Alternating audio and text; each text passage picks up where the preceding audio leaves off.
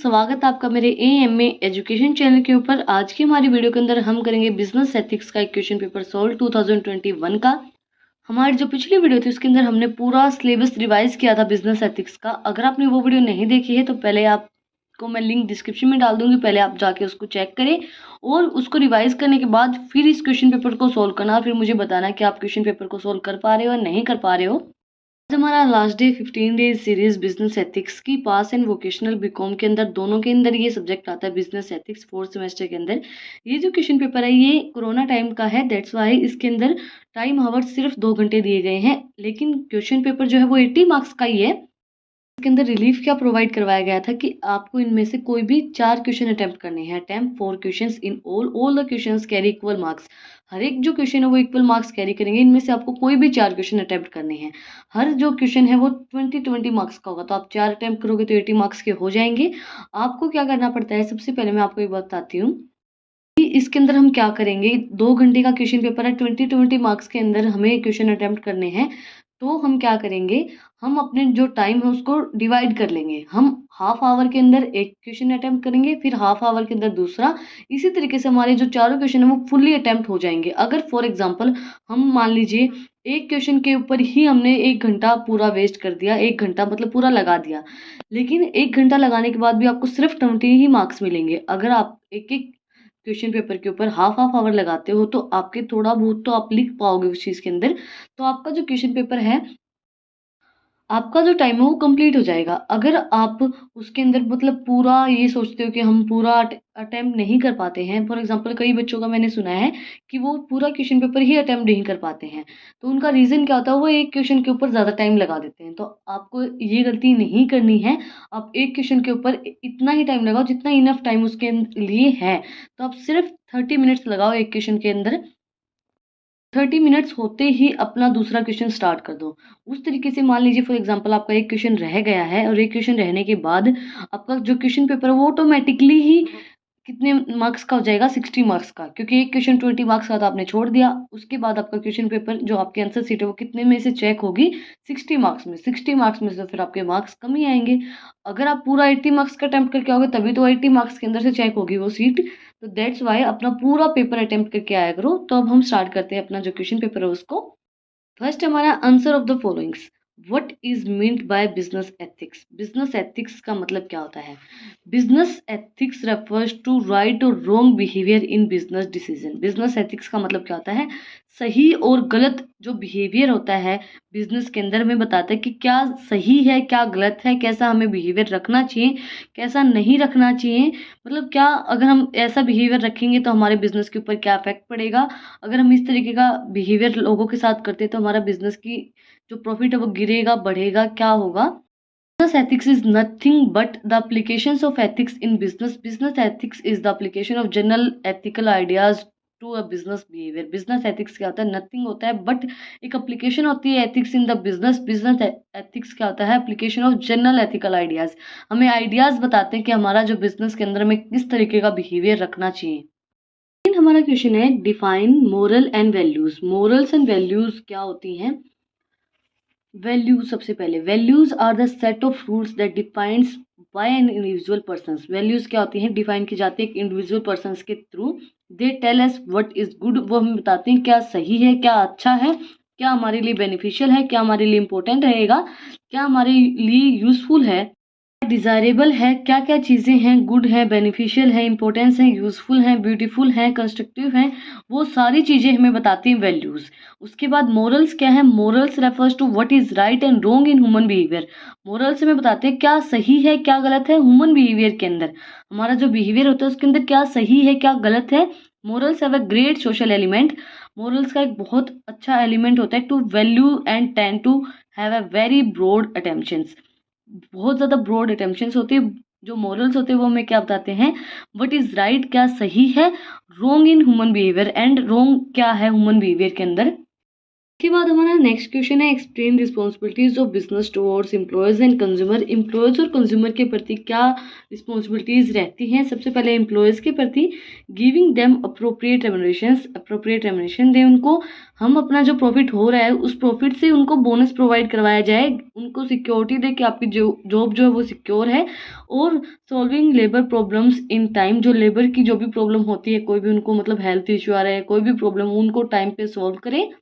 Providing trainings to employees, training provide करवाएं employees को, जो भी एम्प्लॉयज़ हैं मतलब जो नए आ रहे हैं उनको, जो फ्रेशर हैं उनको ट्रेनिंग प्रोवाइड करवाई जाए। उसके बाद रिस्पॉन्सिबिलिटीज़ टूवर्ड्स कंज्यूमर, कंज्यूमर के प्रति क्या रिस्पॉन्सिबिलिटीज़ होती हैं, उन्हें अच्छी क्वालिटी का गुड्स प्रोवाइड करवाएं in a cheap rate to make available good quality goods at a cheap rate. Good quality का गुड्स हमें उनको प्रोवाइड करवाना चाहिए at a cheap rate and to make goods according to the liking and taste of consumers. हम goods उसी तरीके का बनाएं जो उनके पसंद हो, जो उनकी लाइकिंग हो, और उसके अकॉर्डिंग हम गुड्स को मैन्युफैक्चर करें। Make goods available to the consumers at the nearest points. हम जो गुड्स हैं उनको नियरेस्ट पॉइंट पे अवेलेबल करवाएं कंज्यूमर्स को। हमें इंश्योर करें कि जो रेगुलर सप्लाई होती रहे हमारे गुड्स एंड सर्विसेज की, एंड डिस्करेज करें मोनोपोलिस्टिक टेंडेंसी को। हमारा क्वेश्चन है, what is meaning of good corporate governance. हमें मीनिंग बताना है गुड कॉर्पोरेट गवर्नेंस का क्या मतलब होगा। Corporate governance is about ethical conduct in business. Corporate governance क्या होता है, एथिकल कंडक्ट होते हैं बिजनेस के अंदर। अब भाई गुड कॉर्पोरेट गवर्नेंस का क्या मतलब होगा। Corporate governance is about promoting corporate fairness, transparency and accountability. Good corporate governance या कॉर्पोरेट गवर्नेंस हमें बताता है कि हमारे जो अकाउंट के अंदर ट्रांसपेरेंसी, बिल्कुल fairness and accountability. Good corporate governance is a formal system of accountability, design, decisions making and control, ethical and social. जो भी हमारी रिस्पॉन्सिबिलिटीज होती है उनको कंट्रोल करते हैं। Organisational decisions and use of resources, जो भी ऑर्गेनाइजेशन डिसीजंस होते हैं, जो भी रिस्पॉन्सिबिलिटीज होती हैं उनको कंट्रोल करते हैं। और अंदर बिल्कुल ट्रांसपेरेंसी, फेयरनेस एंड अकाउंटेबिलिटी सारी चीज़ों को शो करते हैं। नेक्स्ट हमारा क्वेश्चन है, explain quid pro quo harassment. Quid pro quo harassment का मतलब क्या होगा। इसके अंदर क्या है, the first one is known as quid pro quo harassment. It occurs when the harassment is liked to the granting of a benefit. Quid pro quo का मतलब क्या होता है, आप किसी चीज़ के बदले में ये बोलो कि हम इस चीज़ के बदले में ये चीज़ दे देंगे। तो इसके अंदर क्या होता है कि आप ग्रांट देते हो बेनिफिट के लिए। उसके अंदर क्या होता है, इसके अंदर एग्जांपल दिया गया है, in this type of sexual harassment some type of work benefit is made subject to the some type of sexual favors, or it implies that the employer will be negatively affected if he or she does not comply. For example, a woman is pressured to have a sex with her employer in order to get a promotion. Pro quo harassment क्या होता है कि आपको promotion के लिए, मतलब आपको अगर प्रमोशन चाहिए तो आपको अपने एम्प्लॉयर्स के साथ या आपके मतलब जो भी ऊपर के सुपरवाइजर हैं, सबॉर्डिनेट्स हैं, उनके साथ आपको सेक्स करना पड़ेगा तो आपको प्रमोशन मिलेगा। वुमेन्स को प्रेशर किया जाता है इस चीज़ के लिए कि मतलब आप हमारे साथ रिलेशनशिप में आ जाइए या आप हमारे साथ सेक्स कर लीजिए। और अगर कई बार क्या होता है कि अगर वो ना चाहते हुए भी उन्हें ऐसी कुछ चीज़ें करनी पड़ जाती हैं उनकी कुछ मजबूरियों के कारण, लेकिन लोग उन मजबूरियों को नहीं समझते हैं, लोग उनका फ़ायदा उठाते हैं। इसके बाद हमारा नेक्स्ट क्वेश्चन है, डिफाइन ग्लोबलाइजेशन। ग्लोबलाइजेशन का मतलब क्या होगा। Globalisation describes a world environment in which there is a relatively free and frequency movements of goods, capital, people, information and ideas internationally.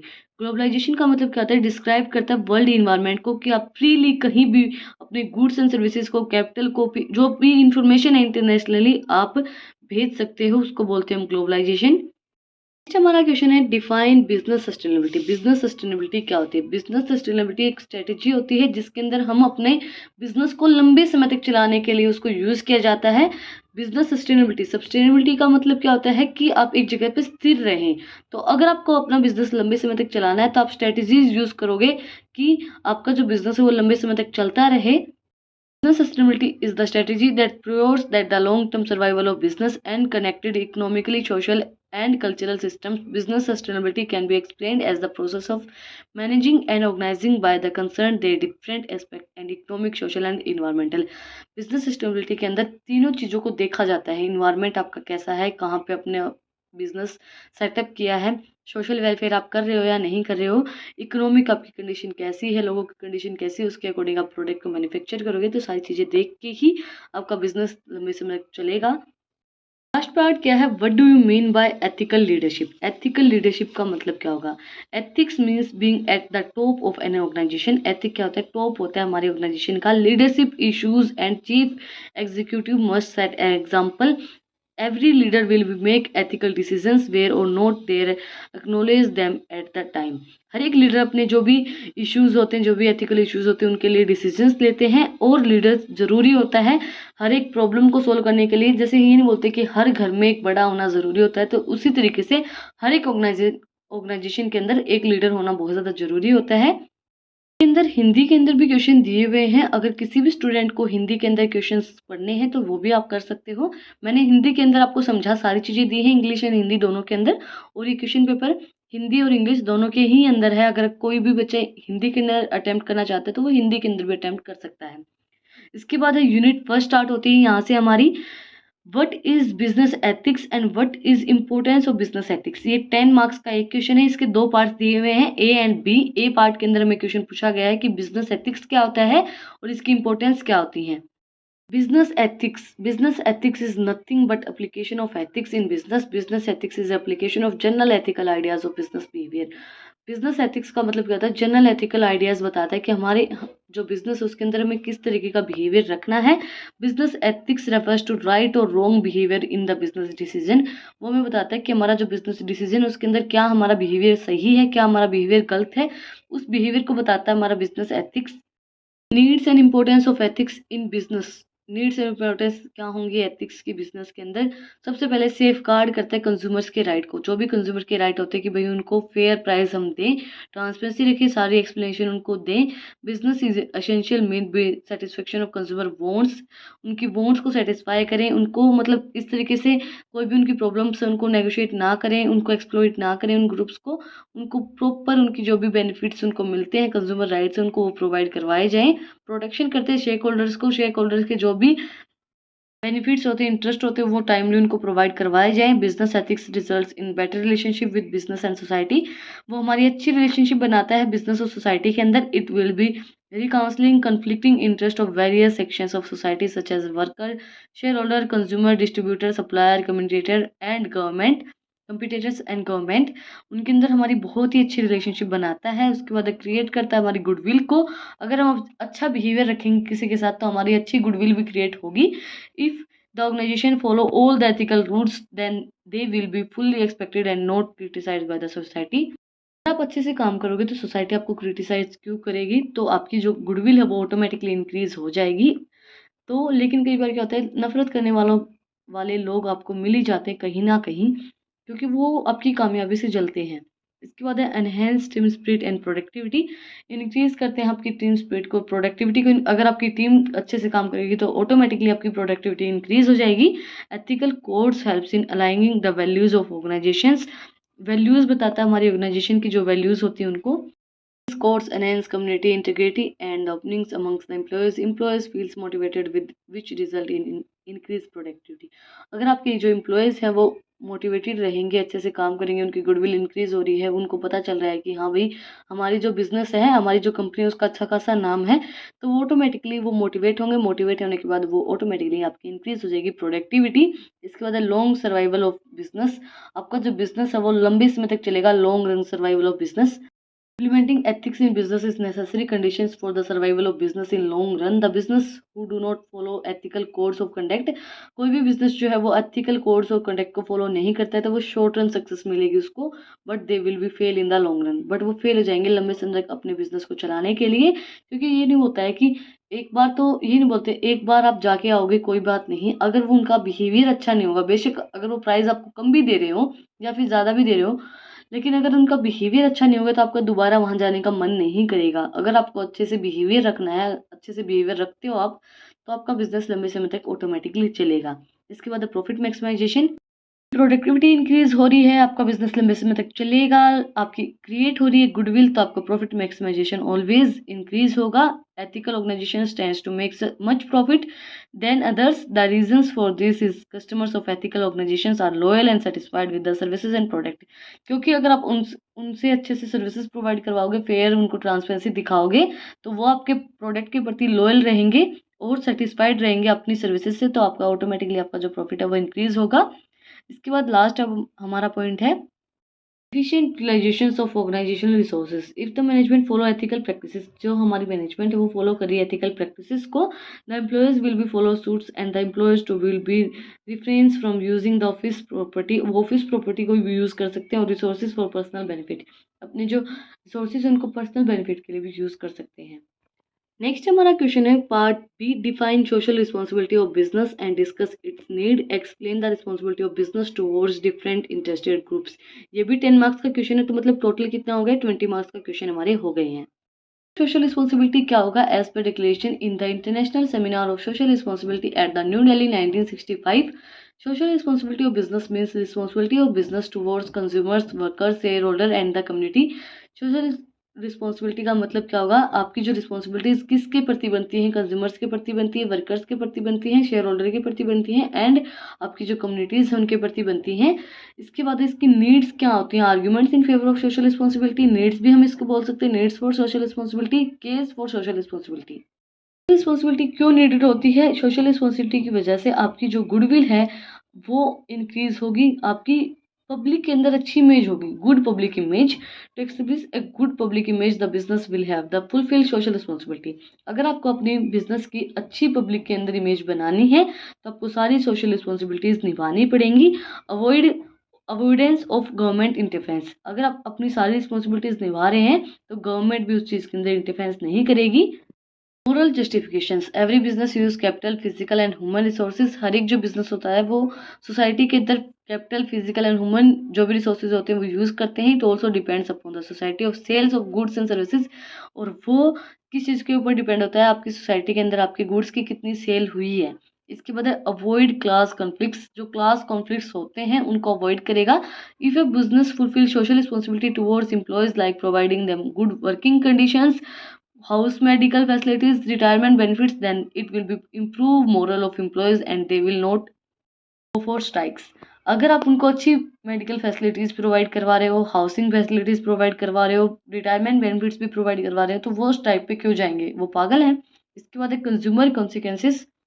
Nowadays, consumers have become more consequences of their rights. They are aware of legal rights. Nowadays, वो बहुत ज़्यादा consequences हो गए हैं, उनको पता है कि उनके क्या राइट्स उनको मिलते हैं।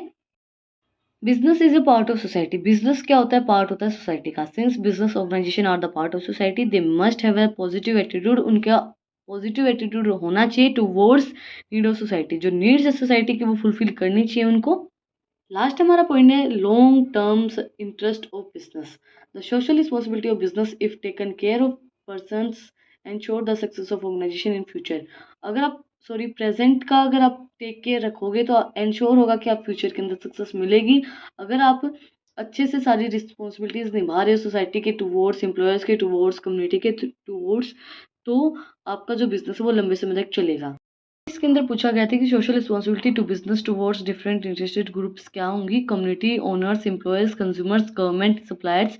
हमेशा एक चीज़ याद रखना, आप कोई भी क्वेश्चन पेपर अटैम्प्ट कर रहे हो किसी भी सेम का, अपनी आंसर शीट के अंदर ज़रूर एक डायग्राम, एक या दो तीन जितने आपसे हो पाए उतने डायग्राम ज़रूर बना के आएँ। मैं इनको नॉर्मली भी लिख सकती हूँ कि टुवर्ड्स कंज्यूमर क्या होंगी, टुवर्ड्स एम्प्लॉयर्स क्या होंगी, टुवर्ड्स सप्लायर्स क्या होंगी, क्या क्या होंगी, वो मैं नॉर्मली भी लिख सकती हूँ, बट एक इफेक्टिव वे में लगता है आपका जो आंसर शीट होती है वो। जैसे मैंने भी सिंपली लिख रखे हैं responsibility towards owners, towards employees, but ये क्या है, ये सिंपली ही लग रही हैं, ज़्यादा इफेक्टिव नहीं लग रही हैं। एक डायग्राम बना के उसके बाद आप ये लिखते हो तो टीचर के ऊपर आपका एक अलग सा ही इंप्रेशन पड़ता है। फर्स्ट है हमारी रिस्पॉन्सिबिलिटी टुवर्ड्स ओनर। ओनर के प्रति क्या रिस्पॉन्सिबिलिटीज़ होंगी, to ensure safety of capital, हम उनको एंश्योर करें कि जो आपकी कैपिटल है वो सेफ है। Fair and responsible return on their capital, उनको फेयर रिटर्न प्रोवाइड करवाएं उसकी कैपिटल के ऊपर। टाइमली उनको पेमेंट दे डिविडेंड की, रेगुलर एक्यूरेट इन्फॉर्मेशन उनको प्रोवाइड करवाएं जो भी कंपनी के अंदर हो रहा है। करें शेयर होल्डर को कि आपकी क्लास के वो इक्वली हैं आपके साथ। रिस्पॉन्सिबिलिटीज़ क्या होंगी टुवर्ड्स एम्प्लॉयज़, एम्प्लॉयज़ को आप अच्छा रेमुनेशन प्रोवाइड करवाएं और प्रॉफिट के अंदर से बोनस प्रोवाइड करवाएं, सिक्योरिटी प्रोवाइड कराएं कि आपकी जो जॉब है वो सिक्योर है, कोई भी लेबर प्रॉब्लम है उनको आप टाइमली सॉल्व करें और उनको ट्रेनिंग प्रोवाइड करवाएं एम्प्लॉयज़ को जो भी नए आ रहे हैं। इसके बाद रिस्पॉन्सिबिलिटीज़ टुवर्ड्स कंज्यूमर, कंज्यूमर के प्रति क्या रिस्पॉन्सिबिलिटी होगी, उनको अच्छी क्वालिटी के गुड्स प्रोवाइड करवाएं, चीप रेट के अंदर अकॉर्डिंग टू उसके टेस्ट के अकॉर्डिंग, लाइक के अकॉर्डिंग उनको गुड्स प्रोवाइड करवाएं। जो गुड्स उनको नियरेस्ट पॉइंट पे अवेलेबल हो जाएं, रेगुलर सप्लाई करें अपने गुड्स एंड सर्विसेज की, मोनोपोलिस्टिक टेंडेंसी डिस्करेज करें। इसके बाद रिस्पॉन्सिबिलिटीज टुवर्ड्स गवर्नमेंट क्या होंगी, आप होनेस्टली अपने टैक्स को पे करें, टैक्स की चोरी ना करें, टैक्स इविजन ना करें। To perform business and lawful manners, अपना जो बिजनेस उसको लॉफुल लॉज के अकॉर्डिंग करें एंड रूल्स के अकॉर्डिंगली करें। Not exploit government machineries unfair means के लिए, कोई भी अपनी जो गवर्नमेंट मशीनरी उनको अनफेयर मीन्स के लिए यूज़ ना करें। इसके बाद रिस्पॉन्सिबिलिटीज टुवर्ड सप्लायर क्या होंगी, business enterprises should develop and maintain healthy and relationship with suppliers, आपको हेल्दी रिलेशनशिप बना के रखनी चाहिए अपने सप्लायर के प्रति। Deal with the supplier should be based on fair terms and conditions, fair terms and conditions के साथ उनको डील करें। टाइमली जितना आपने टाइम दिया है उसके अकॉर्डिंगली उनको पेमेंट करें एंड इन्फॉर्म करें सप्लायर को कि फ्यूचर डेवलपमेंट जो भी आपके प्लान्स हैं उनको सप्लायर को बताएं कि आपके क्या डेवलपमेंट प्लान्स हैं। और रिस्पॉन्सिबिलिटीज़ क्या होंगी, कम्युनिटी के प्रति आप उनको अवेलेबल करवाएं जो भी एम्प्लॉयमेंट अपॉर्चुनिटीज़ होती हैं वो, and to contribute the rising of standards of living, contribute करें कि आपका जो लिविंग स्टैंडर्ड है वो इंक्रीज हो जाए। Not to restore and indecent advertisement, टू कोई भी ऐसा एडवर्टाइजमेंट ना करें जो मतलब सेफ़ ना हो। ऐसा नहीं होता कि हम कई बार ऐसा एडवर्टाइजमेंट देख लेते हैं जो हमारी हेल्थ के लिए सेफ़ नहीं होता है और वो एडवर्टाइजमेंट कर देते हैं और वो नहीं होना चाहिए। और to provide high quality good quality products या high quality products to society, अच्छी क्वालिटी के प्रोडक्ट सोसाइटी को प्रोवाइड करवाए जाएं। And to preserve and promote social culture and values, prevent करें प्रमोट करें अपने जो सोशल कल्चर्स एंड वैल्यूज़ हैं उनको। हमारा क्वेश्चन है, what do you understand by term corporate governance, why it is important. Corporate governance क्या होता है और ये क्यों इंपॉर्टेंट होता है, ये 20 मार्क्स का क्वेश्चन है हमारा। सबसे पहले कॉर्पोरेट गवर्नेंस क्या होता है, corporate governance is application of best management practices. Corporate governance क्या होता है, एक एप्लीकेशन होती है बेस्ट मैनेजमेंट प्रैक्टिसेस की and compliance by law, true letters and spirit and to the ethical standards of effective management and distribute of health and discharge of social responsibilities of sustainable development of all the shareholders। सारे जो share holder होते हैं उनको बिल्कुल true and fair जो view है उनको दिखाएं, डिस्ट्रीब्यूट करें standard of effective management and distribute wealth and discharge of social responsibilities. इसके बाद गुड कॉर्पोरेट गवर्नेंस क्या होता है, corporate governance is about promoting corporate fairness, transparency, accountability. Good corporate governance is formal system of accountability, decisions making and control of ethical and social responsibilities को control करें।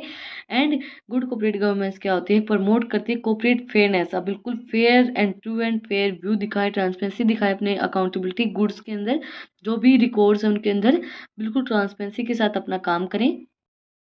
Importance पूछी थी इसने good corporate governance क्या, corporate governance की ये important क्यों होता है, बेनिफिट या फिर importance of good corporate governance. सबसे पहले ये क्रिएट करता है गुडविल को, क्रिएटिंग गुडविल।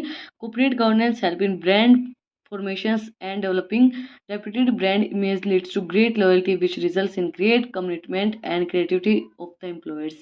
employees को create करता है, अच्छी इमेज आपकी, अच्छी इमेज आपकी पब्लिक के अंदर क्रिएट करता है कॉर्पोरेट गवर्नेंस, क्योंकि आप बिल्कुल fair and true and fair view उनको दिखाते हो। Next point was assessing capital and finance. The credibility offers a good corporate governance procedures also help in maintain the confidence of investors both foreign and domestic to attract more long term capitals। आप अच्छे से अपना finance maintain कर रहे हो, अच्छे आपके creditors को बिल्कुल ट्रू एंड फेयर भी उनको दिखा रहे हो, तो वो अट्रैक्ट करेगा आपके जो भी फॉरेन एंड जो डोमेस्टिक जो कंट्रीज़ हैं उनको अट्रैक्ट करेंगे लंबे समय तक आपके बिजनेस के अंदर, लंबे समय तक आपके बिजनेस के अंदर पैसा लगा के रखें। इसके बाद है higher market valuation.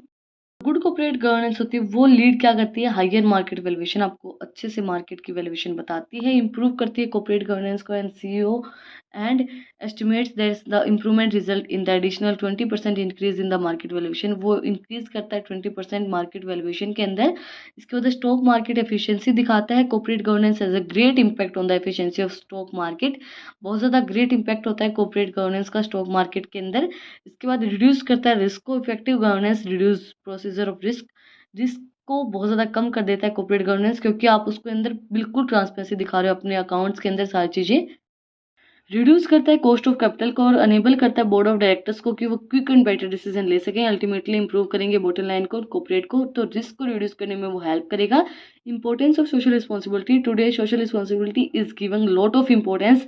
Social responsibilities अगर आप करते हैं तो बहुत ज़्यादा इंपॉर्टेंस वो देती हैं। The board of director has protect the right of customers, share holders employers, suppliers, local communities etcetera. Using wastage good practices अगर आप करेंगे कॉर्पोरेट गवर्नेंस के अंदर, तो वो कंपनी को क्या करेगा, मोर एफिशिएंटली काम करने के लिए कहेगा। मोर एफिशिएंटली कंपनी काम करेगी और रिड्यूस करेगी वेस्टेज को, इंक्रीज होगी operational efficiency. Good corporate governance standards aids contribute values of operational performance and company improving strategy thinking at the top through inducing of independence directors and being experience and new ideas का experience करेंगे। Operational efficiencies जो होगी वो increase होगी। Last point हमारा कंबेनिंग corruption को कम करेगा, corruption कम हो जाएगी। कोई भी जैसे बॉयकॉट की जाते हैं companies that are transparency have sound system that provides full disclosure of account, auditing process जो होती है ट्रांसपेरेंसी आप बिल्कुल दे रहे हैं, तो provide environmental corruption and fraud जो भी होते हैं वो हमें दिख जाएंगे और करप्शन कम हो जाएगी उस वजह से। इसी के साथ हमारी जो यूनिट फर्स्ट थी वो कंप्लीट हो गई है। अब है यूनिट सेकंड। यूनिट सेकंड के अंदर हमारे पास फोर्थ क्वेश्चन है, define ethical decision making, what are the step involve in the process of ethical decision making, explain. ये भी हमारा 20 मार्क्स का क्वेश्चन है। of ethical decision. Ethical decisions refers to process of evaluations and choosing among alternates in a manner consistent with the ethical principles. Ethical decision का मतलब क्या होता है कि वो प्रोसेस जिससे हम इवेलुएट करते हैं, चूज करते हैं, जो बेस्ट अल्टरनेट होता है हमारे लिए, डिसीजन लेते हैं कि ये सही है हमारे लिए, ये गलत है। In making ethical decision it is necessary to preserve and eliminate unethical options and select the best ethical alternative. Will choose the best alternative, जो बेस्ट अल्टरनेटिव होगा उसके अंदर से हम उसको चूज करेंगे। इसके बाद इसके अंदर प्रोसेस पूछी गई थी, प्रोसेस ऑफ एथिकल डिसीजंस। सबसे पहला पॉइंट है हमारा डिफाइनिंग द प्रॉब्लम, प्रॉब्लम को डिफाइन करेंगे। Some intellectual analyse has happens to leaders truly understands where their needs and brings the ethical principles. मतलब हमारी जो भी प्रॉब्लम होगी उसको अंडरस्टैंड करेंगे, क्या हमारी प्रॉब्लम आ रही है, और प्रॉब्लम से रिलेटेड हम फिर क्या करेंगे, रिसोर्सेज फाइंड आउट करेंगे। Sinking out resources to fairly evaluate the problems, organisation six out all the available resources. Management need to gain clarity from other sources when creating a strategy to tackles the issue. हम उस issue को tackle करने के लिए हम क्या करेंगे, resources देखेंगे कि हमारे पास क्या अवेलेबल रिसोर्सेज हैं, उनको इवेलुएट करके देखेंगे प्रॉब्लम से रिलेटेड। इसके बाद हम गैदर करेंगे सारी जो इन्फॉर्मेशन होगी, gathering all the relevant information. Relevant information हमारे पास होगी उसको हम इकट्ठी करेंगे। Before taking actions it is a good idea to make sure that you have gathered all the printing information and that all potential sources of information have been calculated. मतलब कोई भी इंफॉर्मेशन, मतलब हम जो भी रिसोर्सेज हमारे पास needed है, हमारे पास हैं, जो प्रॉब्लम है उसके बारे में हम सारी इन्फॉर्मेशन गैदर करेंगे। फॉर एग्जाम्पल आपको, आपके पास जो लैपटॉप है वो पुराना हो गया है, नहीं चल रहा है, तो पहले आपकी प्रॉब्लम आपने डिफाइन की, प्रॉब्लम कहाँ आ रही है, आपके पास लैपटॉप नहीं है।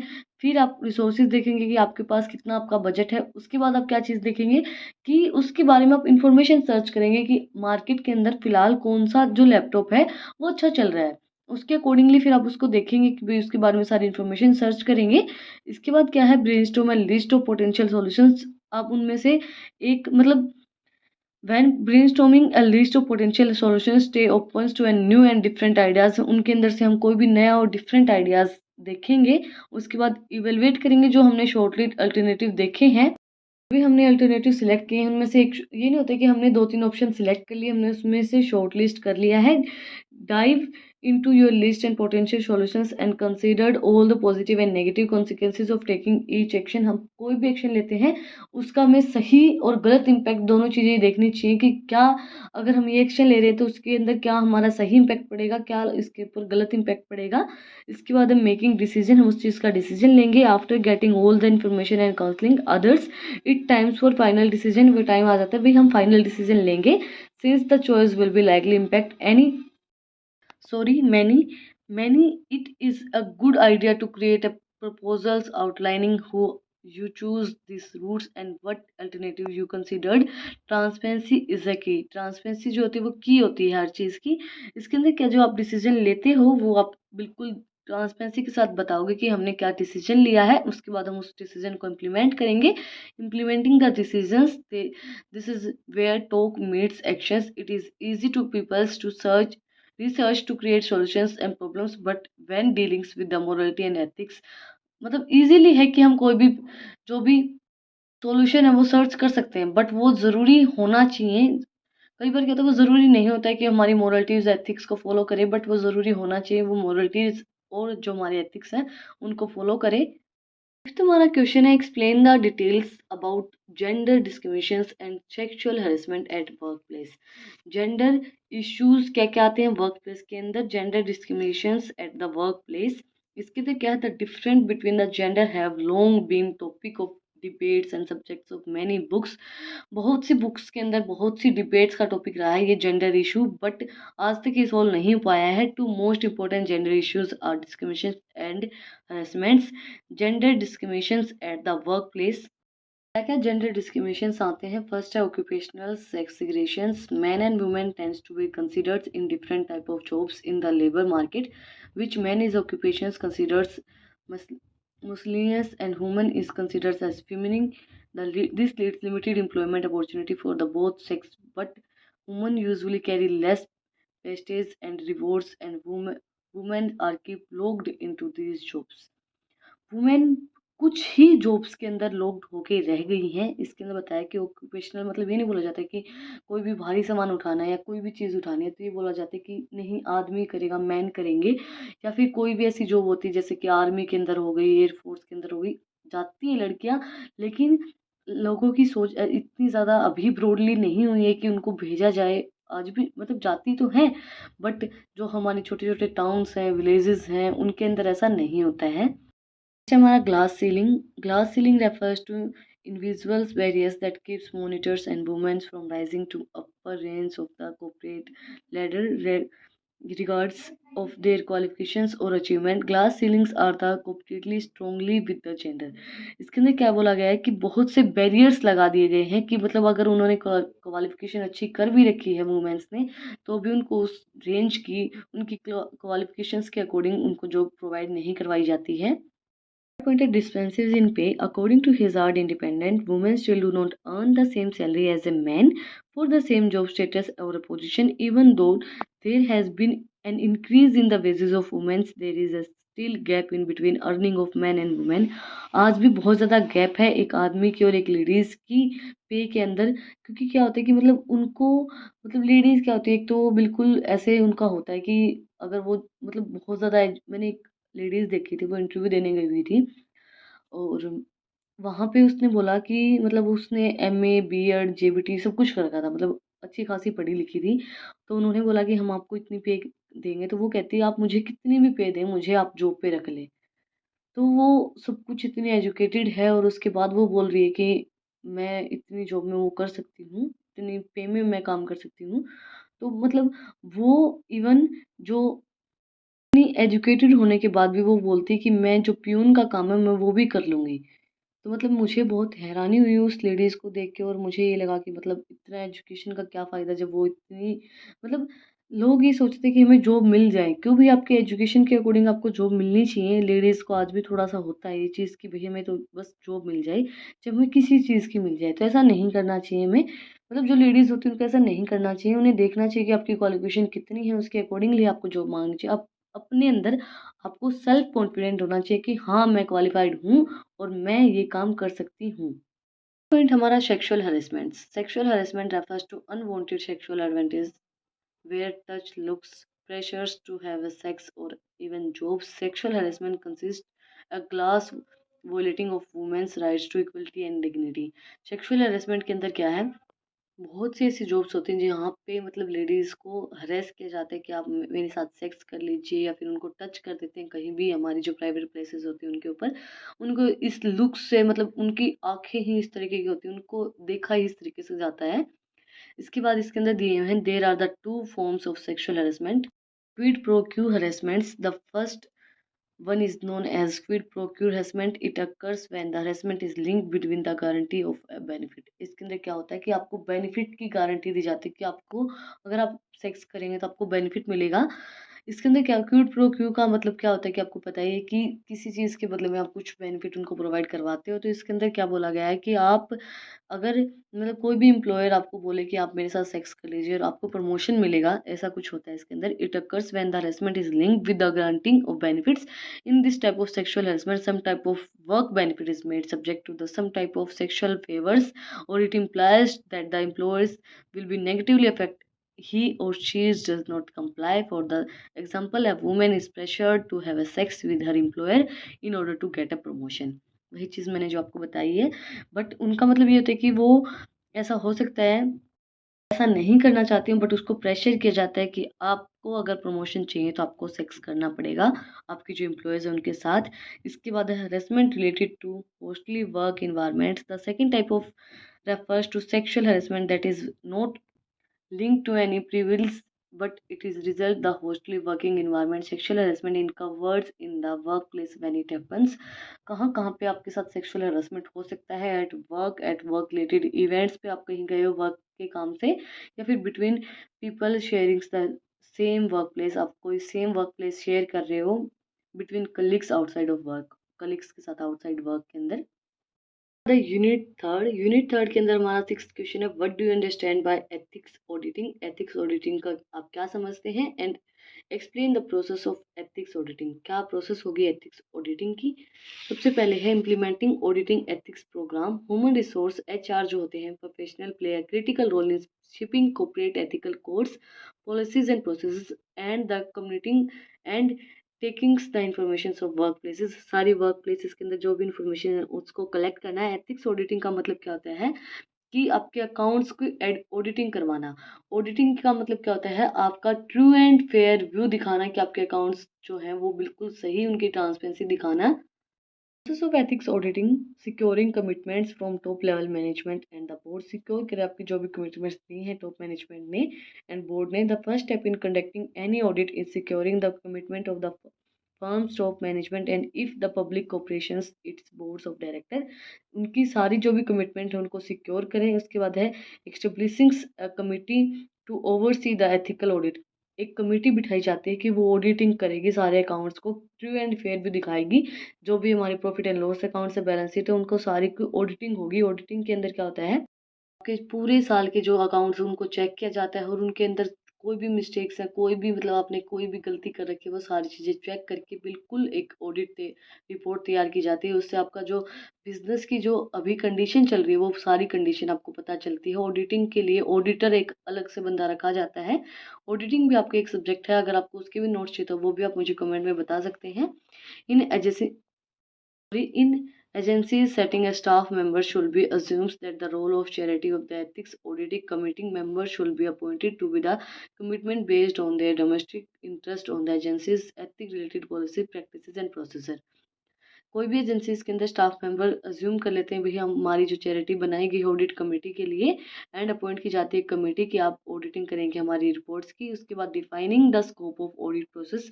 हमारी ऑडिट प्रोसेस के अंदर हमारा क्या स्कोप है उसको डिफाइन करना।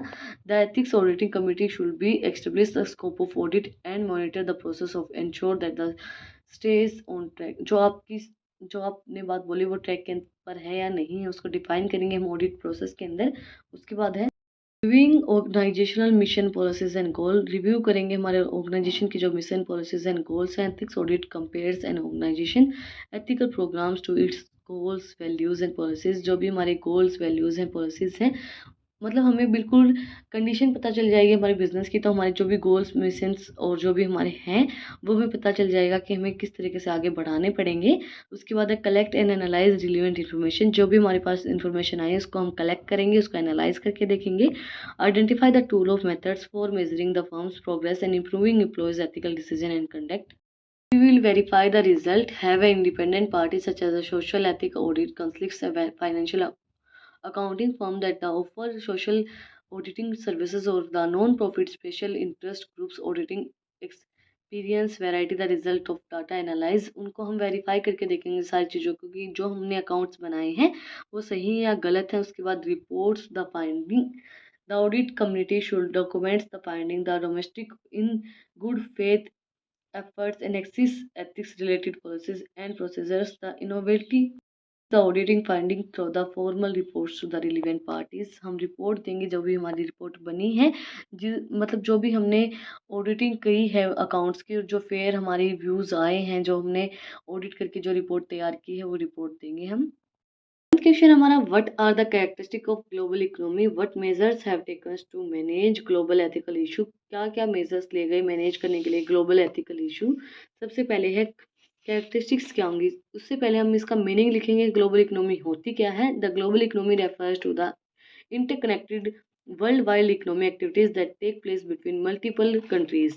ग्लोबल इकोनॉमी का मतलब क्या होता है कि इंटरकनेक्टेड होती है बहुत सी कंपनीज के अंदर, मतलब वर्ल्ड के अंदर, और हमारी जो भी सर्विसेज होती हैं वो एक जगह से दूसरी जगह पे पहुंचाई जाती हैं। Characteristics of global economy, globalisation है। सबसे पहले ग्लोबलाइजेशन डिस्क्राइब करता है कि एक जो हमारा globalisation describes a world environment in which there is relatively free and frequency movement of goods, capital, people, information and ideas internationally. Globalisation के थ्रू हम अपने जो भी फ्रीक्वेंसीज हैं, मूवमेंट्स है गुड्स की, कैपिटल की, और जो लोग हैं उनकी, इंफॉर्मेशन की, तो वो सारी हम ग्लोबलाइजेशन के थ्रू इंटरनेशनली भेज सकते हैं।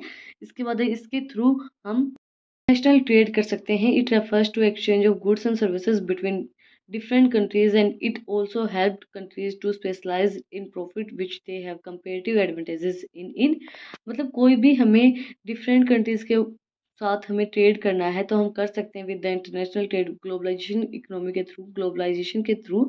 इसके अंदर हम गुड्स एंड सर्विसेज को एक कंट्री से दूसरी कंट्री तक ट्रांसफर कर सकते हैं with the export and import services के थ्रू। पॉइंट हमारा international finance, money can be transferred at the faster rate between the countries compared to the goods and services peoples, making international finance of one of the primary feature of global economy। हमें international finance मिलता है। For example हमने goods भेजे हैं कहीं country के अंदर, तो हमारे पास उस कंट्री की करेंसी आएगी, और अगर अगर हमने मंगवाए हैं तो हमें उस कंट्री के अंदर अपनी करेंसी देनी पड़ेगी, तो वो इंटरनेशनल फाइनेंस हमारे पास आ जाता है। For the global investment, this refers to the investment strategy that are not, जो भी हमारी कंसिडर्ड जोग्राफिकल बाउंड्रीज हैं, global investment mainly takes place, जिसको हम बोल सकते हैं फॉरेन डायरेक्ट इन्वेस्टमेंट, हम इसके अंदर कर सकते हैं। फॉरेन के अंदर हमें जो भी इन्वेस्टमेंट करनी होती है वो हम कर सकते हैं with the help of global economy. उसके बाद इसके अंदर पूछा गया था measures taken to manage ethical issues in global economy. क्या क्या मेजर्स लिए गए थे एथिकल इश्यूज को मैनेज करने के लिए।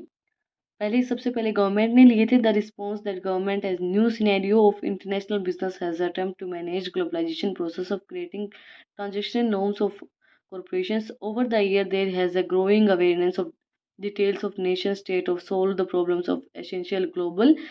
This is a way of government have should religions and global agreements such as the declarations of international investment and multinational enterprises and declaration of fundamental principle and right at work। Government ने नए नए scenarios बनाए थे कि आप international कोई भी trade करते हो, इंटरनेशनल आप इन्वेस्टमेंट कर सकते हो, इंटरनेशनल फाइनेंस आपको मिलेगा विद द, इसने गवर्नमेंट ने क्या डिक्लेयर किया था, this is a way of government have should the religions global agreements and declaration of international, जो हमारी इन्वेस्टमेंट डिक्लेयर की थी, मल्टीनेशनल इंटरप्राइजेज डिक्लेयर की गई थी, declaration of fundamental principles and right at work, वो सारी चीज़ें उनको डिक्लेयर की गई थी। इसके बाद by civil society, civil society have had some success in unforeseen sessions on the companies engaged in the unethical behavior, mostly through achieving against abuse practices, soft law influence corporate behavior, not through the legal sanctions but through the awareness campaigns and boycotts। मतलब लोगों को aware किया गया कि आप global के अंदर investment कर सकते हो, ग्लोबल ट्रेड कर सकते हो, गुड्स और सर्विसेज को भेज सकते हो सिविल सोसाइटीज़ के थ्रू।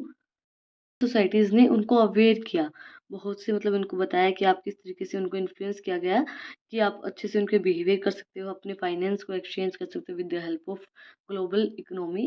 इसके बाद by corporations, will philanthropy and charities has always presence in the business world। The idea of corporations have been moral obligations toward shareholder beyond shareholder is a quite recent corporate leaders being paying attention to corporate citizenships in the late 1990 following ways and anti-globalization protects these measures of individual company codes of industries wide standards emerged after the mid 1970 in the USA, many comes as a response of foreign bribery scandals, while others digged at the broadly calls from the greater social responsibility।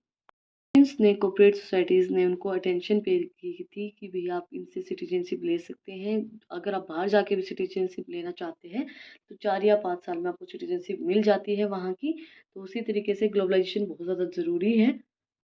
Last and final unit हमारी unit 4 explain the different dimensions of business sustainability. Dimensions क्या होंगी business sustainability की, उससे पहले हम इसका meaning लिखेंगे। Business sustainability is a strategy to priors the long-term survival of business and connected economically, social, cultural systems. Business sustainability can be explained as the process of managing an organizations of considered their different aspect, economic, social and environmental.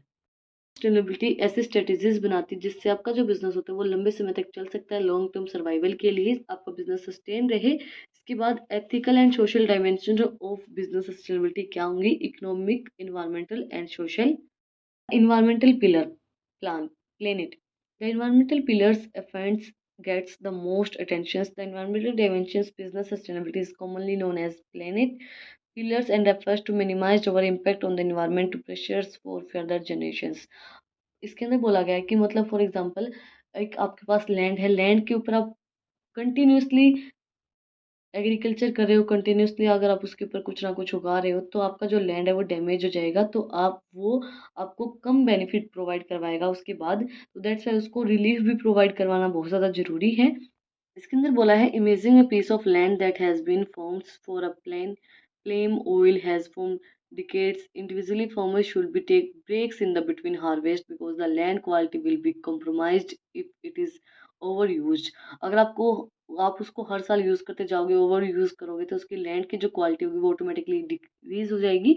और उसकी decrease होने के बाद जो आपके oil की जो आपने जो वहाँ उगा रहे हो उसकी भी क्वालिटी होती है वो डिक्रीज़ हो जाएगी। इसके बाद है second point the economic pillar profitability. As for the economic which is refers to profit sustainability means using a particular set of resources in responsibly way that the will allow them it be used on the long term basis.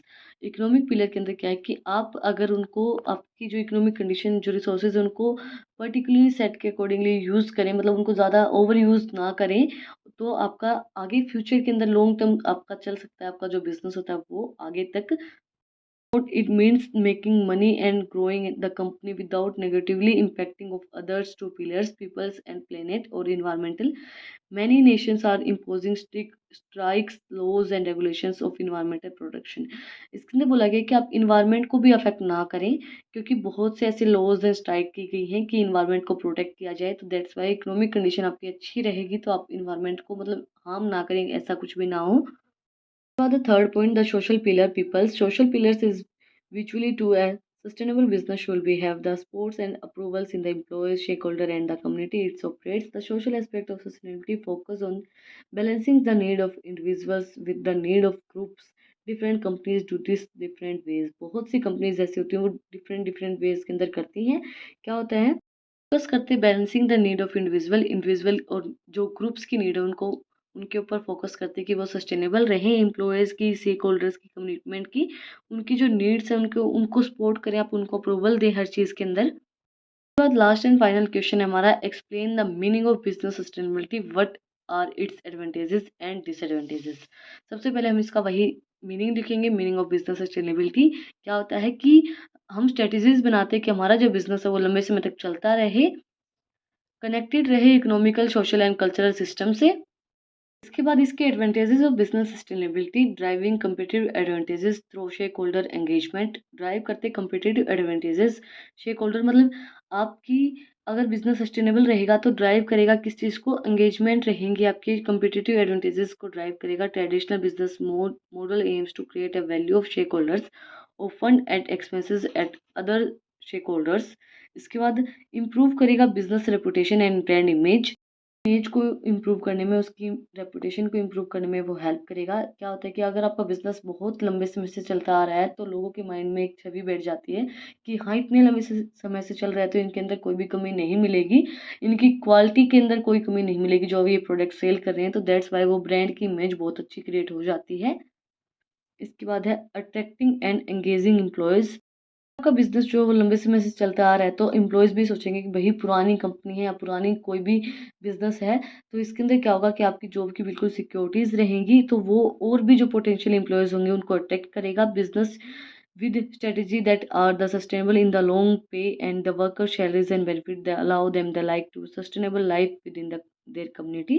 उनकी sustainable life को leave करने में help करेगा। इसके बाद increase productivity and reduce in business sustainability practices lead to efficient operations that the streamlines efforts and conserves resources। as a result it enhance employees productivity and reduce cost। increase करता है productivity को reduce करने में cost को help करता है। enhancing decision making strength। आपका business बहुत लंबे समय से चल रहा है, सस्टेनेबिलिटी है, तो सस्टेनेबिलिटी क्या करती है, इनोवेट करती है नए नए कंपनीज की जो भी एक्टिंग कंपेटिटिव एडवांटेजेस होती है मार्केट के अंदर। आप कोई भी मतलब सोचोगे नहीं, अगर आप बहुत लंबे समय से वहाँ पे जा रहे हो तो आप बिल्कुल भी कोई भी सामान लेते हुए सोचोगे नहीं कि हाँ भाई अच्छा सामान मिलेगा, क्योंकि आप बहुत ज़्यादा लंबे समय से वहाँ जा रहे हो।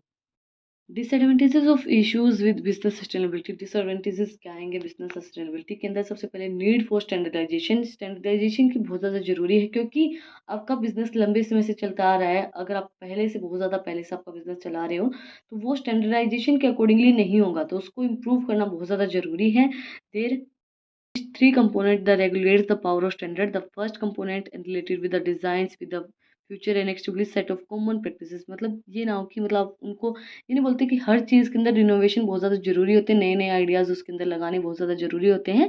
लोग एक चीज़ को देख के बोर हो जाते हैं, तो मतलब आप ये नहीं होते कि आप घर को भी रिनोवेट करते रहते हो, तो दैट्स वाई स्टैंडर्डाइजेशन की बहुत ज़्यादा जरूरी होती है बिजनेस सस्टेनेबिलिटी के अंदर। उसके बाद sustainability is a wagyu term. Wagyu का मतलब होता है अनक्लियर टर्म, वो आपको समझ में नहीं आएगी। Falling shorts in the someone's else ideas but is और is an green could be undermines your brands and even eliminate customers. आप किस तरीके से आपको कस्टमर्स को एलिमिनेट करते हो, वो चीज़ें अनक्लियर होती हैं।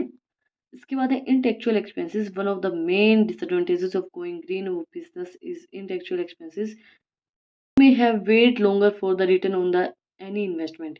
मतलब क्या होता है कि अगर आपको अपना बिजनेस लंबे समय तक चलाना है, कि मतलब ये है कि आपको भाई बहुत ज़्यादा चलना चाहिए, हमारा नाम चलना चाहिए, तो आपको इन्वेस्टमेंट अच्छी खासी करनी पड़ेगी और आपको वेट करना पड़ेगा कि उस इन्वेस्टमेंट का रिटर्न आपको कब मिलता है। एकदम में आपको रिटर्न नहीं मिलेगा, आपको धीरे धीरे धीरे धीरे उस चीज़ का रिटर्न मिलेगा। आपका जो वो रिटर्न होता है वो परमानेंट हो जाता है। इसके बाद फोर्थ पॉइंट हमारा कॉम्प्लेक्स बिजनेस मॉडल। बहुत ज़्यादा कॉम्प्लेक्स है ये मॉडल जो है। True green business not only focus on the being profitability, they also take responsibility of impact their business has on people on the planet, known as triple bottom line और 3 P जिसको हम बोल सकते हैं। ये बहुत ज़्यादा मतलब फोकस करता है बहुत ज़्यादा चीज़ों के ऊपर, प्रॉफिटेबिलिटी के ऊपर भी, रिस्पॉन्सिबिलिटीज़ के ऊपर भी बहुत ज़्यादा इम्पैक्ट पड़ता है, तो बहुत ज़्यादा कॉम्प्लेक्स है ये। और लास्ट एंड फाइनल पॉइंट है हमारा difference in enforcement for the sustainability reporting. Yet another challenge is different in the enforcement for sustainability reporting. If maintaining sustainable reporting is essential, then there is no authorities for penalizing and organizing for the complex। मतलब बहुत ज़्यादा unforeseen sustainability reporting आती है, मतलब easily आप उस चीज़ को report नहीं कर पाओगे, क्या प्रॉब्लम्स आ रही है, क्या चीज़ें हो रही हैं। हमारी वीडियो के अंदर हमने पूरा क्वेश्चन पेपर सोल्व कर लिया है। इसके अंदर से हमें कोई भी 4 क्वेश्चन अटेम्प्ट करने हैं, ज़रूरी नहीं है कि आप सारे, मतलब मैंने तो आपको सारे सॉल्व करवाए हैं, बट आपको कोई भी 4 अटेम्प्ट करने होते हैं। और आप लोग मुझे कमेंट पे बताना कि आपने जो पिछला रिवीजन किया था उसके अकॉर्डिंग आप इस क्वेश्चन पेपर को सोल्व कर पाते हैं या नहीं कर पाते हैं। मेरे हिसाब से तो आप बिल्कुल ईजिली आप उसको सोल्व कर पाएंगे। इसी के साथ जो हमारी 15 डेज सीरीज थी वो कंप्लीट हो गई है। फिर मिलते हैं किसी नई वीडियो के साथ, किसी नए टॉपिक के साथ। Thank you for watching my video.